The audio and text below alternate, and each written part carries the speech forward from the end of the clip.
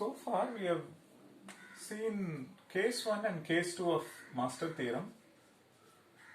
So case 1 says if f of n is order of n power log a base b minus epsilon for some epsilon greater than 0, then one can conclude that solution to the recurrence is theta of n power log a base b. Case 2 of master theorem says if f of n is theta of n power log a base b, then solution to the recurrence is theta of n power log a base b times the number of levels, which is log n base b. So case 1, if you look at it, it says the asymptotic growth of f of n is smaller than n power log a base b. Case 2, asymptotic growth are one and the same. Now naturally the third case is where the asymptotic growth of f of n is larger than n power log a base b. How do we write that? It is omega of n power log a base b plus epsilon for some epsilon greater than 0. But along with this, case 3 also demands one more condition that says this and a times f of n by b is less than or equal to c times f of n for some c strictly less than 1. So if we satisfy these two, then it says then the solution to the recurrence is theta of f of n.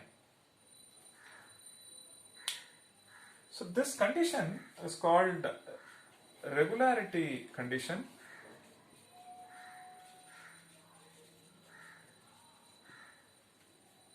So first one is asymptotic growth of n power log a base b is faster. Asymptotic growth of these two are same. Asymptotic growth of f of n is faster. And this alone is not sufficient. We need one more condition, which we shall see later why we need this additional check to conclude solution to the recurrence is theta of f of n.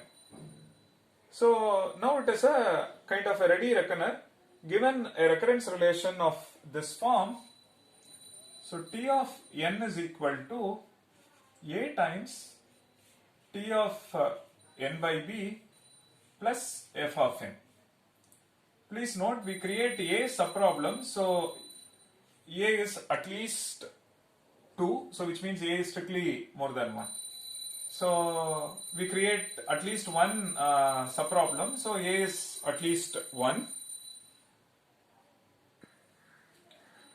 So we create at least one subproblem, so a is at least 1.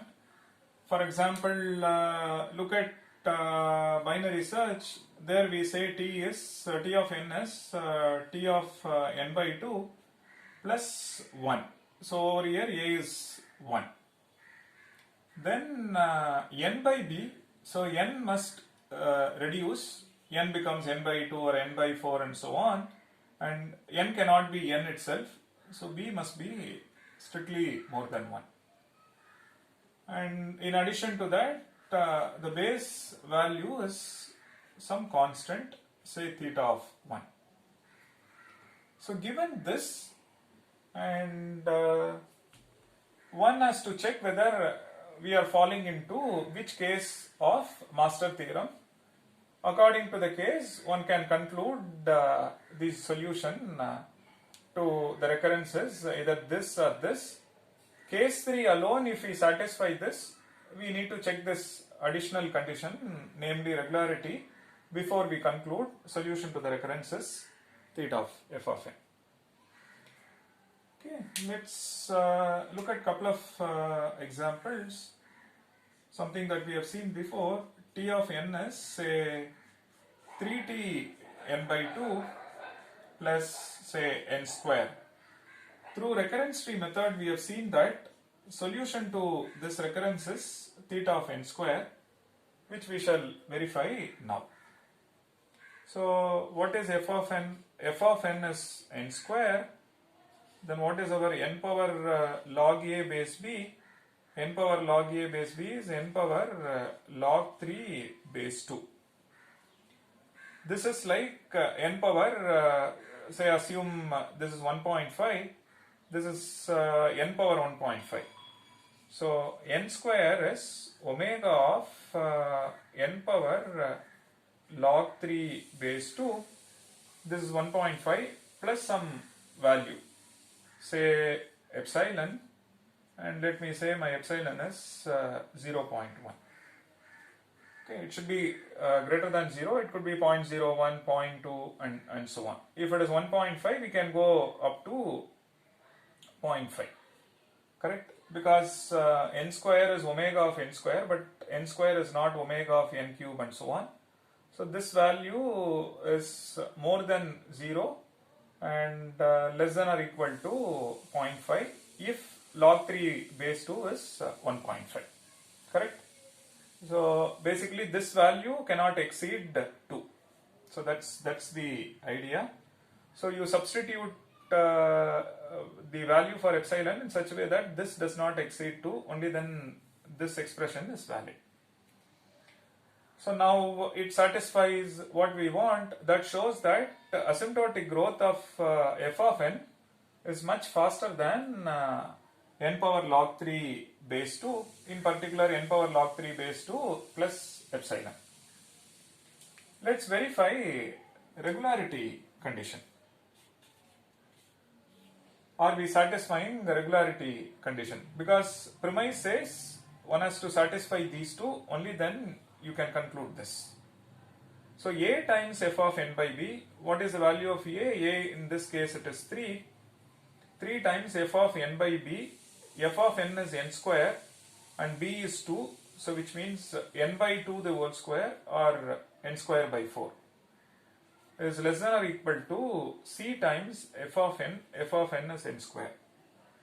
So please note f of n is n square, which means f of n by 2 is n by 2 the whole square, which is n square by 4. Now is there a c which is strictly less than 1 satisfying this? Answer is yes. Choose c to be say 3 by 4 and we satisfy this, correct? And you can even choose 0.8, 0.9 and so on. This is 0.75, you can choose 0.8, 0.9 and so on. So starting from 3 by 4 to 1 we can choose. So C is between 3 by 4 to 1, correct? Now with respect to this C, we see that this inequality is true, which means we have satisfied this one as well as this one. So solution to the recurrence is theta of f of n or theta of n square, which is matching our result. Fine. So we shall see why this check is important, maybe after experimenting with a couple of more case studies. So let's look at this one. Say t of n is equal to t of n by 2 plus n. Now through recurrence tree method, one can see that solution to this recurrence is theta of n. Meaning if you look at the computation tree, at the root it will be n, at the next level it will be n by 2, then it will be n by 4 because it is just one subproblem. The value is 1 over here. So and cost of combining partial solution is n. So you get n by 2, n by 4 and so on.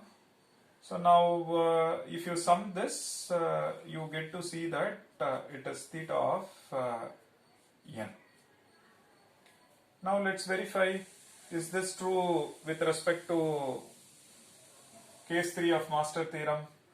Now what is our f of n? F of n is n, and is this omega of n power log a base b? Log a is 1, base 2 is the 2 and plus epsilon.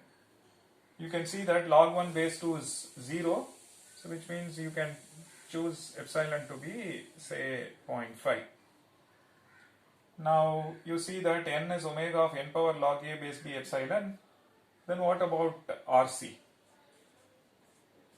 Is this recurrence relation satisfying the regularity condition? A times f of n by b. F of n by b is n by 2. Is this less than or equal to c times n? Answer is yes. Choose c to be off. Since we satisfy these two, we can conclude that solution to the recurrence is theta of f of n. In this case, it is theta of n. So we see that this acts as a ready reckoner in concluding the solution to T of n.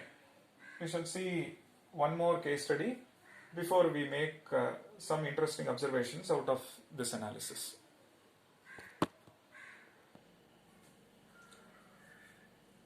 Consider this recurrence relation. T of n is equal to say 2t n by 2 plus 2 power n. So let's look at n power log a base b, which is n power log 2 base 2, which is n, and our f of n is 2 power n. Now let's compare n power log a base b and f of n. We see that 2 power n is omega of n, correct? This grows exponential in n, this grows polynomial in n, 2 power n is omega of n. Or one can look at it this way, 2 power n is omega of n power log 2 base 2 plus epsilon. You can take epsilon to be 0.5 or epsilon to be 1 or epsilon to be 2. There are many values for epsilon. So you see that 2 power n is omega of n power log a base 2 plus epsilon. This implies that we are satisfying 1/2 of case 3 of master theorem.